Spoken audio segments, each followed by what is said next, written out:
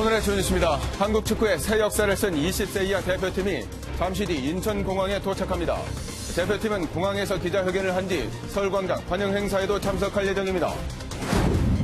여야 3당 원내대표가 국회 정상화를 놓고 논의했지만 한국당이 추경심사 전 경제청문회를 요구하면서 또다시 결렬됐습니다. 한국당을 제외한 여야 4당은 오늘 국회 소집을 추진할 것으로 보입니다. 북유럽 순방을 마치고 오늘 하루 연가를 낸 문재인 대통령이 박상기 법무부 장관으로부터 차기 검찰총장 임명 대청 보고를 받을 예정입니다. 이르면 오늘 차기 검찰총장 후보자를 지명할 가능성이 큽니다. 제2금융권 가계대출의 총부채 원리금 상환 비율 DSR 규제가 오늘부터 도입됩니다. 은행권에 이어 제2금융권까지 본격적으로 대출 규제를 받게 되면서 대출이 더 까다로워질 전망입니다. 범죄인 인도 법안, 일명 송환법의 완전 철폐를 요구하는 홍콩 시민들이 어제 대규모 집회를 열었습니다. 주최 측 추산 200만 명이 몰렸는데 홍콩 행정장관은 송환법 추진 보류와 함께 공식 사과했습니다. 오늘은 오전에 남부 내륙 일부 지역에 비가 내리다 낮부터 맑아지겠습니다. 낮 최고 기온은 서울 26도, 대구는 28도까지 올라 초여름 더위가 이어지겠습니다. 안녕하십니까. 굿모닝 MBN입니다. 한국 남자축구 사상 피파가 주관하는 대회에서 최고 성적인 준우승을 차지한 리틀 태극 전사들이 잠시 뒤 귀국합니다. 입국장은 현재 20세 이하 월드컵 대표팀 선수들을 환영하는 팬들과 취재진들로 붐비고 있다고 하는데요. 인천국제공항에 취재기자 나가 있습니다. 강영구 기자, 그곳 분위기 전해주시죠. 네, 저는 잠시 뒤 우리 선수들이 나올 인천국제공항 입국장에 나와 있습니다. 항공편이 다소 지연되면서 당초 예상보다 30분가량 늦은 오전 7시 10분쯤 한국에 도착할 예정인데요. 모든 선수단이 입국 절차를 마친 뒤 오전 8시쯤 입국장에 모습을 드러낼 것으로 보입니다. 아침 이른 시간이지만 벌써부터 선수를 기다리는 팬들과 취재진으로 공항은 발 디딜 틈이 없을 정도입니다. 선수들을 조금이라도 더 가까이서 보기 위해 공항에서 밤을 새운 팬들도 찾아볼 수 있었는데요. 개인적인 용무로 공항에 들린 시민들도 선수들의 귀국 소식을 듣고 발걸음을 떼지 못하고 있습니다. 네, 오늘 선수들의 일정은 어떻게 돼 있습니까? 네, 선수단은 공항에서 간단한 기자회견과 포토타임을 갖습니다. 이후 장시간 비행에 따른 여독을 풀기 위해 서울 시내 호텔로 이동할 예정인데요. 잠시 휴식을 취한 뒤 낮 12시부터 진행되는 서울광장 공식 환영식에 참가합니다. 정종용 감독을 비롯한 21명의 태극 전사들이 한자리에 서게 되는데요. 선수단 소개와 인터뷰가 진행된 뒤 팬들과의 포토타임 이벤트도 함께 이뤄질 예정입니다. 하지만 당초 관심을 모았던 서울 시내 서울도심 카퍼레이드 행사는 교통 통제 등의 어려움에 따라 아쉽게 취소됐습니다. 지금까지 인천국제공항에서 MBN 뉴스 강영호입니다. 국회 정상화를 놓고 주말 내내 교섭단체 3당 원내대표들이 접촉해 최종 합의를 이루려고 했지만 어제까지도 접점을 찾지 못했습니다. 중재에 나선 바른미래당은 협상 타결이 어렵다며 오늘 국회 단독 소집을 예고했습니다. 이동화 기자입니다. 마무리 단계에 놓였던 국회 정상화 협상이 경제청문회 개최를 놓고 또다시 결렬됐습니다. 나경원 자유한국당 원내대표는 대국민 호소문을 통해 경제실정 청문회를 먼저 하고 추경안을 나중에 처리하자고 제안했습니다. 경제청문회를 통해 경제의 위기와 원인을 짚어야 합니다. 정확한 원인을 규명하고 나면 어떤 성격의 추경이 필요한지 합의할 수 있을 것입니다. 더불어민주당은 추경 예산안 집행은 타이밍이 중요한데 한국당이 또다시 시간 끌기에 나서는 등 정쟁만 일삼고 있다며 사실상 거절했습니다. 이제서야 경제청문회를 들고 나온 것은 참으로 뜬금없고 또 갑갑합니다. 기약 없이 또 시간을 밀어놓는다는 것은 현재 위기에 손 놓겠다는 것에 다름 아니고요. 중재에 나섰던 오신환 바른미래당 원내대표는 협상 타결이 쉽지 않다며 국회 단독 소집을 예고했습니다. 오 원내대표는 6월 국회를 요구하는 의원들이 단독 소집 요건인 75명을 훌쩍 넘는다며 당장 오늘이라도 단독 소집 요구서를 낼 것이라고 강조했습니다. 하지만 국회가 열리더라도 한국당의 반발로 추경 심사는 물론 상임위 개최 여부가 불투명한 만큼 파행 운영은 불가피할 전망입니다. MBN 뉴스 이동화입니다. 이번 주에 탈당할 것으로 알려진 홍문종 자유한국당 의원이 오는 9월부터 한국당 집단 탈당이 이뤄질 것이라고 전망했습니다. 황교안 대표의 내년 총선 현역 물갈이 폭이 최대 변수로 작용할 전망입니다. 이동석 기자의 보도입니다. 이번 주 자유한국당 탈당을 예고한 홍문종 의원은 오는 9월부터 집단 탈당이 가시화될 것이라고 전망했습니다. 8월로 예정된 한국당의 공천룰이 발표되면 친박계 분열이 본격화될 것이라는 분석입니다. 40에서 50년은 신공화당과 함께 공천받는 것이 유리하다. 심정적으로 벌써 이제 갈아타고 있는 사람들이 많이 있는 거죠. 9월부터 많이 빠져나갈 겁니다. 친박계 의원들은 이에 대해 말을 아끼며 인재 영입을 앞세운 황교안 대표의 현역 물갈이론을 예의주시하고 있습니다. 당에 부족한 청년 인재, 여성 인재, 바로 이런 인재 영입에 더욱 적극적으로 나설 필요가 있다는 것입니다. 비례대표를 대거 늘리는 선거제 개편이 추진되는 가운데 과거 친박연대처럼 박근혜 전 대통령을 앞세워 탈당할 가능성도 배제할 수 없습니다. 친박 학살이나 친이 학살과 같은 이런 공천이 계속된다라고 하면 결국 공천받기 어려운 의원들이 대거 나갈 가능성이 있고. 다만 황교안 대표가 공천 물갈이 폭을 어디까지 확대하느냐가 친박계 탈당의 주요 변수로 작용할 전망입니다. MBN 뉴스 이동석입니다. 차기 검찰총장 최종 후보자가 이르면 오늘 발표됩니다. 문재인 대통령은 박상기 법무부 장관으로부터 신임 검찰총장 후보자에 대한 임명 제청 보고를 받을 예정입니다. 윤지원 기자입니다. 문재인 대통령이 오늘 오전 10시 박상기 법무부 장관으로부터 차기 검찰총장 후보자 임명 제청건에 대한 보고를 받을 계획입니다. 앞서 검찰총장 후보추천위원회는 김오수 법무부 차관과 봉욱 대검찰청 차장검사, 윤석열 서울중앙지검장, 이금로 수원고검장 등 4명을 후보로 추천했습니다. 박 장관은 이들 가운데 1명을 문 대통령에게 임명 제청할 예정인데 보고가 이뤄지면 오늘 안에 최종 후보자가 발표될 가능성이 큽니다. 여권에서는 문재인 정부의 두 번째 검찰총장으로 윤석열 지검장이 유력한 것으로 보고 있습니다. 윤 지검장은 문무일 현 검찰총장보다 연수원 기수가 5년이나 늦어 윤 지검장이 총장으로 발탁될 경우 연수원 윗기수들이 줄사퇴하는 상황이 생길 수 있습니다. 후보자 발표 이후 인사청문회가 열리지만 검찰총장은 국회 임명 동의가 필요하지 않아 국회 청문보고서 채택 여부와 관계없이 대통령이 임명할 수 있습니다. 한편 오늘 하루 연차 휴가를 쓴 문 대통령은 임명제청 보고만 받고 관저에서 휴식을 취합니다. 문 대통령은 올해 들어 지난달 24일 비공개로 반차를 쓴 적이 있지만 공개적으로 연차를 사용한 건 이번이 처음입니다. MBN 뉴스 윤지원입니다. 밤사이 사건 사고 소식입니다. 도로를 달리던 승용차가 인도로 돌진한 뒤 가드레일을 넘어 추락하는 사고가 발생했습니다. 운전자는 그 자리에서 숨졌고 길을 걷다 갑자기 봉변을 당한 20대 여성은 크게 다쳤습니다. 김지영 기자입니다. 구급대원들이 의식을 잃은 남성에게 다급하게 심폐소생술을 하고 바로 옆에는 뒤집힌 차량과 파손된 철조망이 나뒹굽니다. 어제 오후 충북 제천의 한 도로를 달리던 승용차가 갑자기 인도로 돌진한 뒤 가드레일을 넘어 추락했습니다. 60대 운전자는 그 자리에서 숨졌고 길 가던 20대 여성은 크게 다쳤습니다. 경찰은 목격자 진술 등을 토대로 사고 원인을 조사하고 있습니다. 사고 처리를 위해 출동한 소방차들로 고속도로가 꽉 막혔습니다.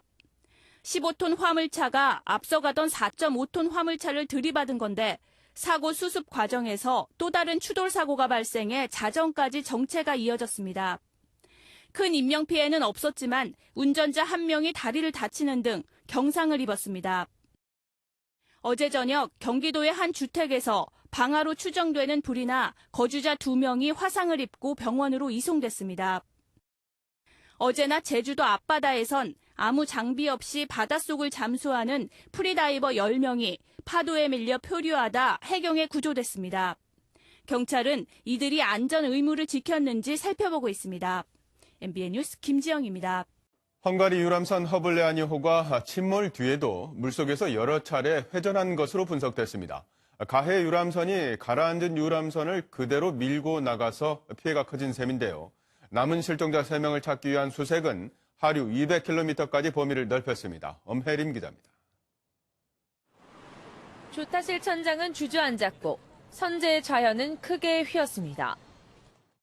헝가리 검경은 충돌 직후 전복된 허블레아니호가 물속에서 수차례 회전한 것으로 보인다고 밝혔습니다.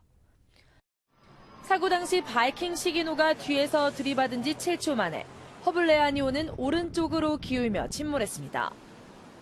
그런데도 바이킹 시기노는 항로를 유지하며 가라앉은 유람선을 밀고 나갔고 허블레아니호가 물속에서 여러 번 회전을 했다는 겁니다. 충돌 당시 허블레아니호가 받았던 충격이 컸던 것으로 추정되는 대목입니다. 또 바이킹 시기노가 추월을 시도하며 피해 선박 측에 아무런 신호도 보내지 않은 것으로 드러났습니다. 헝가리 당국은 사고 지점으로부터 40에서 60km 떨어진 지역을 중심으로 최대 200km까지 수색 범위를 넓혔지만 아직 실종자 3명은 발견되지 않았습니다. MBN 뉴스 엄혜림입니다. 그제 북한 어선 한 척이 삼척 앞바다까지 흘러와 어민에 의해 발견됐었는데요. 동해 NLL에서 삼척까지 약 150km인데 표류하는 동안 군경 감시망에 포착되지 않아서 경계태세에 구멍이 뚫렸다는 지적입니다. 주진희 기자입니다. 그제 오전 6시 50분쯤 삼척 앞바다에서 조업 중이던 우리 어민이 북한 선박 한 척을 발견해 당국에 신고했습니다.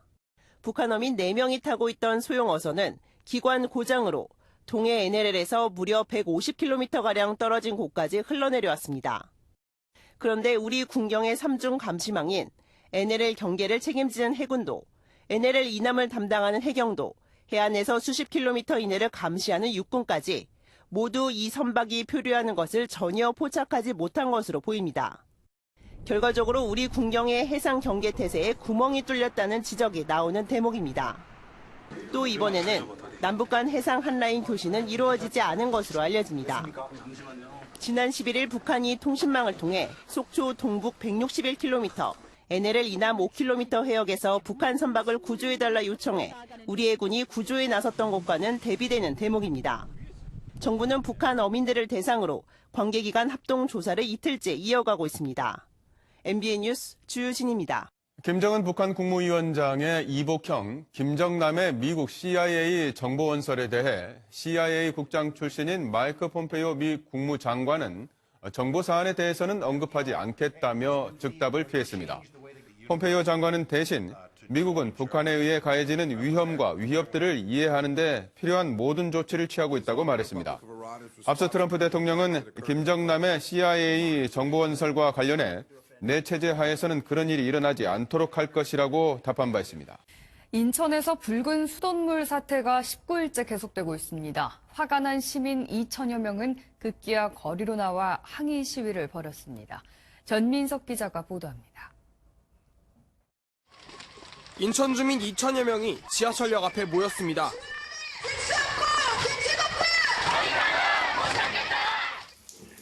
붉은 수돗물이 나오는 현상이 보름 넘게 이어지자 시민들이 본격적인 집단 행동에 나선 겁니다. 검사 결과 식수로 적합하다는 인천시의 해명은 불신을 더 키웠습니다. 이미 붉은 물은 인천 서구와 영종도, 강화도까지 번졌습니다. 피해 지역 학교와 유치원 150여 곳 가운데 일부는 밥 대신 빵을 나눠주기도 했습니다. 급식 중단 사태에 유은혜 사회부총리 겸 교육부 장관은 어제 인천교육청을 찾아 인천시 교육청에 특별 교부금을 긴급 지원하겠다고 밝혔습니다. 원인 규명과 대책 마련이 늦어지면서 시민들의 불편이 이어지는 가운데 인천시는 오늘 기자회견을 열어 조사 결과와 해결 방안을 발표할 예정입니다. MBN 뉴스 전민석입니다. 어제 홍콩 시민들은 범죄인 인도 법안, 이른바 송환법 완전 철폐를 요구하며 또다시 거리로 쏟아져 나왔습니다. 이번엔 주최 측 추산 200만 명, 그러니까 홍콩 시민 10명 중 3명이 나온 셈인데요. 법안 보류 의사를 밝히며 한 발 물러섰던 캐리람 행정장관은 결국 공개 사과를 했습니다. 구경호 기자입니다.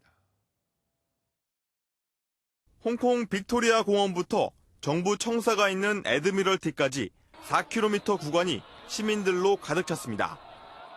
주최 측 추산 200만 명, 현지 언론 추산 144만 명에 이르는 홍콩 역대 최대 규모 집회가 벌어졌습니다. 남녀노소를 가리지 않은 다양한 홍콩 시민들은 검은색 상의를 입고 한 목소리를 냈습니다. 송환법 완전 철폐를 비롯해 집회 참가자들을 강경 진압한 캐리람 행정장관의 사퇴를 요구했습니다. 佢企出嚟啦，咁其實就係好明顯嘅訴求啦，咁就係要求撤回惡法啦，問責官員係要下台啦。 시민들의 이 같은 요구에 캐리람 장관도 더는 버티지 못했습니다.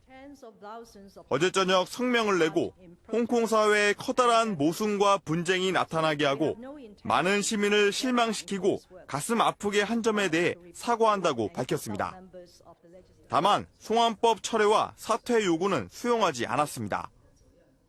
한편 많은 홍콩 시민은 한 쇼핑몰에서 고공 시위를 벌이다 떨어져 숨진 30대 남성을 애도했습니다.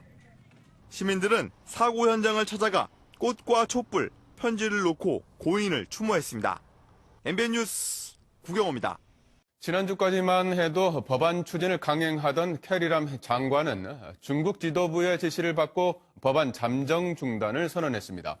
결국 람 장관 뒤에는 시진핑 주석이 있는 셈인데 왜 갑자기 이런 선택을 했을까요? 신재우 기자입니다.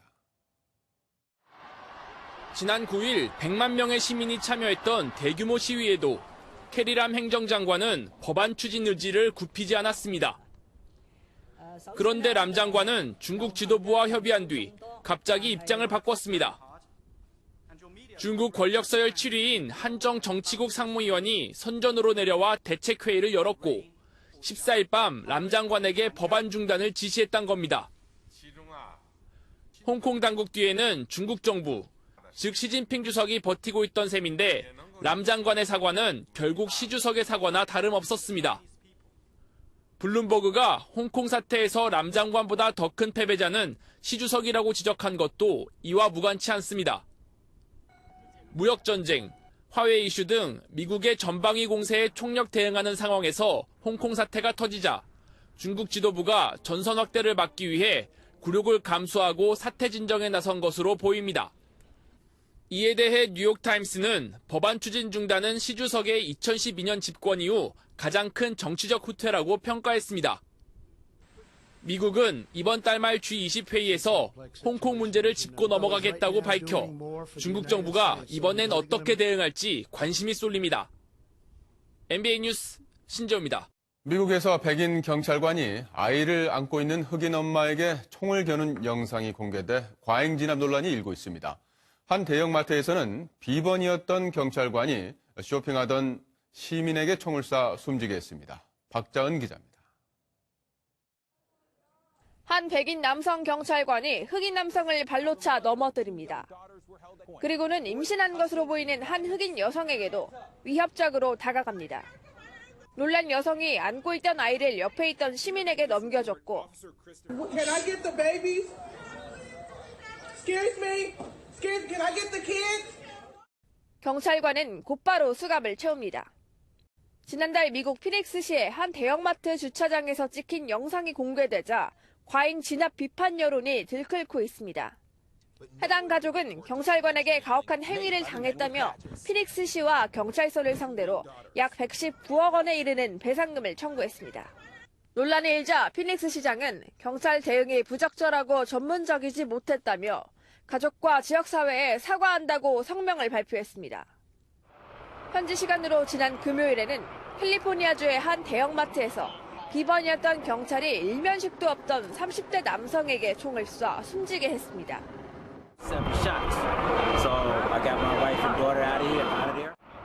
가해 경찰은 이유 없이 나를 공격해 총을 쐈다고 해명했고 경찰은 수사 중이라며 가해 경찰의 신원을 공개하지 않고 있습니다. MBN 뉴스 박재한입니다. 오늘부터 은행권에 이어 제2금융권 가계대출에도 총부채 원리금 상환 비율 DSR을 규제가 도입됩니다. DSR은 대출자가 매년 갚아야 하는 모든 대출의 원리금을 연소득으로 나눈 값으로 제2금융권은 앞으로 이 값을 일정 수준 아래로 낮추기 위해 소득에 비해 빚이 많은 사람의 대출을 줄여야 합니다. 때문에 소득을 증빙하기 어려운 프리랜서나 주부 등은 돈을 빌리기가 더 까다로워질 전망입니다. 차량 주차를 하다 보면 이른바 문콕 같은 예기치 못한 가벼운 접촉사고를 겪게 되는데요. 언뜻 봐서 문제가 없다고 생각하고 그냥 갔다가 자칫 뺑소니로 처벌받을 수 있다고 합니다. 정태훈 기자가 보도합니다. 다른 차량과의 가벼운 접촉으로 생기는 생활 기스. 부주의로 생기게 되는 사이드미러 툭치기. 차량 문을 열 때 흔히 겪게 되는 이른바 문콕. 차를 주차할 때 누구나 한두 번은 겪게 되는 세 가지 상황들입니다. 주위에 누가 없거나 그러면 보통 그냥 지나치는 편인 것 같아요. 일단 너무 화는 나는데 어떻게 해야 될지는 모를 것 같아요. 보통 가벼운 주차 사고일 때 누가 보지 않는다면 그냥 자리를 떠나는 경우가 적지 않습니다.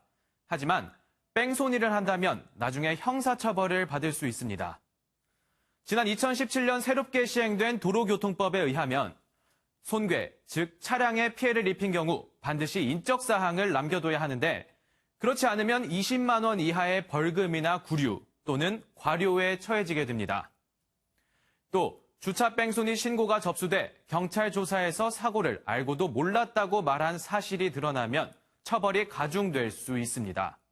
다만 주차 사고 중 문콕의 경우 운전 중이 아니라는 이유로 유독 도로교통법상 처벌 대상에선 제외돼 있지만 오히려 민사소송에 휘말릴 수 있습니다. 뺑소니는 그 경중을 떠나 사회적으로나 법리적으로나 매우 심각한 범죄이므로 처벌을 피할 수는 없고요. 최근 개정된 도로교통법도 이를 반영한 것으로 생각됩니다. 흔히 발생하는 주차 사고. 모른 척 떠나기보다는 먼저 피해 차량 주인과 연락해 합의를 보거나 보험 처리를 하는 게 상책입니다. 생생노, MBN 뉴스 정태용입니다. 오는 2025년이면 울릉도로 가는 하늘길이 열린다고 합니다. 배 타고 3시간 걸리던 뱃길을 서울에서 1시간이면 갈 수 있다고 하니 울릉도 여행할 때 지독한 배멀미 걱정은 이제 하지 않아도 될 것 같습니다. 김민수 기자입니다. 육지에서 울릉도를 찾는 사람들을 처음 만난 곳, 바로 도동항입니다. 서울에서 KTX를 타고 포항까지 이동하는 시간까지 합하면 좋기 6시간에서 7시간은 걸립니다. 하지만 머지않아 배 대신 비행기를 타고 1시간이면 울릉도 땅을 밟을 수 있게 됩니다. 이곳에서 남서쪽으로 5km쯤 떨어진 사동항에 50인승 소형 비행기가 뜨고 내릴 수 있는 공항이 2025년 4월 개항할 예정입니다. 길이 1200m, 폭 30m 활주로를 갖춘 소형 공항은 방파제에 이어붙이는 형태로 건설됩니다. 울릉도 공항에는 초정밀 GPS 보정 시스템이 설치돼 활주로가 잘 보이지 않는 상황에서도 안전한 이착륙이 가능하도록 지원합니다. 비행 횟수를 크게 증가시킬 수 있고 더불어 항공 안전도 크게 향상할 수 있다고. 울릉군청은 연간 50만 명 수준인 기존 관광객 규모가 공항 건설 이후 2배 이상 늘 것으로 전망했습니다. MBN 뉴스 김민수입니다. 이제 얼마 안 있으면 여름 휴가철이죠. 주요 관광지들이 피서객을 맞을 막바지 준비에 한창입니다. 그중에서도 서해의 진주라고 불리는 변산반도 국립공원의 한 야영장이 새 단장을 마치고 다음 달 문을 여는데 미리 가보겠습니다. 김경기 기자입니다. 바람을 막아주는 소나무 숲 아래로 길게 펼쳐진 해변이 모습을 드러냅니다. 전북 부안군 변산면, 변산반도 국립공원에 위치한 고사포 해수욕장입니다. 백사장이 2km에 달해 변산의 해수욕장 중 규모가 가장 큰 데다 유난히 물이 맑고 모래가 고와 피서객들에게 인기입니다. 다른 곳하고 좀 다르게 소나무가 진짜 많이 굵고 많이 우거졌다고 하나요? 여기에 보니까 그런 게 너무 좋은 것 같아요. 국립공원관리공단은 1년간 새롭게 단장한 고사포 해수욕장 내 자동차 야영장을 다음 달 재오픈합니다.